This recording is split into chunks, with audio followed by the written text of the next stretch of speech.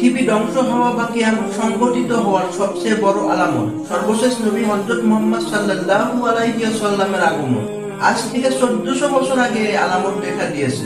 তারপর আরো বড় বড় কিছু আলামত সংঘটিত হবে যা কিয়ামতের পূর্বাভাস বলে হাদিসে উল্লেখ করা হয়েছে। যেমন ইয়াজুজ মাজুজের পৃথিবীতে আগমন, ইমাম মাহদীর আগমন, ঈসা আলাইহিস সালামের আগমন। এছাড়াও কিছু ছোট ছোট আলামত রয়েছে। এর মধ্যে অন্যতম হচ্ছে মধ্যপ্রাচ্যের ফোরাত নদীর পানি শুকিয়ে যাওয়া। এর জনবান্দার মানুষের সামনে প্রকাশ করা সাম্প্রতিক সময়ে ফোরাত নদীর পানি শুকিয়ে যাচ্ছে বলে সংবাদ প্রকাশ হয়েছে। তাহলে কি এই ফোরাত নদীর পানি শুকিয়ে যাওয়াটা হাদিসের বর্ণনার সঙ্গে মিলে যাচ্ছে? আসুন জেনে নিই ফোরাত নদীর পানি শুকিয়ে যাওয়ার ব্যাপারে হাদিসে কি উল্লেখ রয়েছে।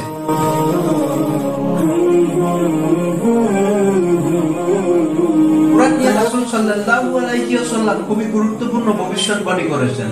এক হাদিসে আল্লাহর রাসূল সাল্লাল্লাহু আলাইহি ওয়াসাল্লাম বলেন, অচিরেই একটা সময় আসবে ফোরাত নদীতে স্বর্ণের খনি উন্মোচিত হবে। সুতরাং যে ব্যক্তি সে সময় বেঁচে থাকবে সে যেন তার থেকে কোনো অংশ গ্রহণ না করে। মুসলিম শরীফের এক বর্ণনায় আরো স্পষ্ট ভাষায় বলা হয়েছে যে হাদিসের ভাষ্য হলো, কিয়ামত সংঘটিত হবে না যতক্ষণ না ফোরাত নদীতে একটি স্বর্ণের পাহাড় প্রকাশ পাবে। মানুষ তা নিয়ে যুদ্ধ জড়াবে এবং প্রত্যেক দলের শতকরা 99 জনই মারা পড়বে। তাদের প্রত্যেকের কামনা থাকবে, হায় বেঁচে যাওয়া মানুষটি যদি আমিই হতাম। হাদিসের ব্যাখ্যায় শাইখুল ইসলাম তাকি উসমানী হাফিজাহুল্লাহ বলেন, ফোরাত নদীর স্থলে স্বর্ণের পাহাড় উঠবে এর হতে পারে। এক নাম্বার, নদীটির জায়গায় একটি পাহাড় উঠবে যার ভিতর স্বর্ণের খনি থাকবে। দুই, নদীতে স্বর্ণের খনি থাকবে, তবে পাহাড়ের সঙ্গে তুলনার উদ্দেশ্য হলো স্বর্ণের পরিমাণ অনেক বেশি থাকবে। তিনি ইবনে মাজাহের সূত্রে আরো একটি বর্ণনা এনেছেন। হাদিসটি হচ্ছে হযরত সাবান রাদিয়াল্লাহু তাআলা আনহু এর সূত্রে বর্ণিত। নবী কারীম সাল্লাল্লাহু আলাইহি ওয়াসাল্লাম বলেছেন, তোমাদের খনিকে কেন্দ্র করে তিনটি গ্রুপ যুদ্ধ লড়তে হবে। প্রত্যেকজন খলিফার সন্তান হবে। ওই খনি কারো জন্য হবে না। এমত অবস্থায় পূর্ব দিকে কালো পতাকা ওঠানো হবে। তারা এসে তোমাদের সঙ্গে যুদ্ধ করবে, কিন্তু কেউ তাদেরকে হত্যা করতে পারবে না। এতটুকু হাদিস বলার পর বর্ণনাকারী বলেন, রাসূল সাল্লাল্লাহু আলাইহি ওয়াসাল্লাম আরো কিছু বিষয় বলেছিলেন, কিন্তু তা আমি মুখস্থ রাখতে পারিনি। তবে বাকি যতটুকু মনে আছে তা হলো, যখন তোমরা তাকে দেখবে তার হাতে বাইয়াত হবে। তিনি হচ্ছেন আল্লাহর খলিফা ইমাম মাহদী আলাইহিস সালাম। ফোরাত নদীকে আরবিতে নাহরুল ফুরাত বলে আর তুর্কিতে বলে ফিরাত।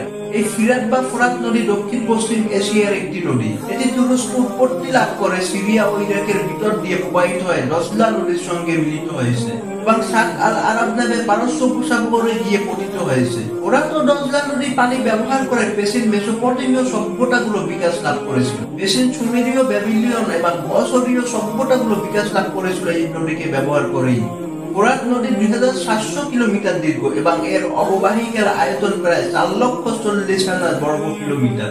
এর মোট অববাহিকার মাত্র 30% তুরস্কতে অবস্থিত হলো। 90% পানির উৎস হলো তুরস্কের উচ্চভূমি। তুরস্কের পোরাসিউ নদী, মুরাত নদী এবং আরো অনেকগুলো নদী পূর্ব মধ্যে তুরস্ক এলাজিক এর কাছে মিলিত হয়ে ফোরাতের পূর্ব অংশ গঠন করেছে।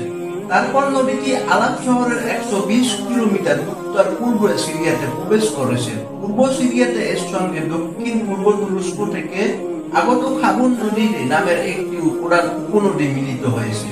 ফোরাত নদী প্রতি বছর প্রায় 2800 কোটি ঘনমিটার পানি বহন করে।